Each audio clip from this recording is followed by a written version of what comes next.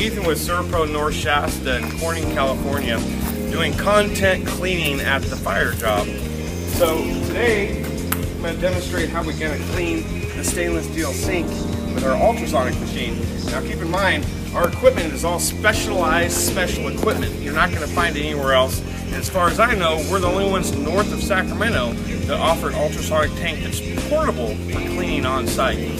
So if you take a look over here, here's our sink, and I've already treated it with a pre-spray, and you can see the soot damage on here, as you can see on the tip of my finger there. This is a stainless steel single well sink.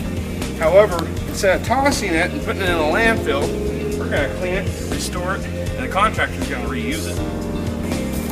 Now my ultrasonic tank uses ultrasonic vibrations to clean, so it's going to be a little bit noisy.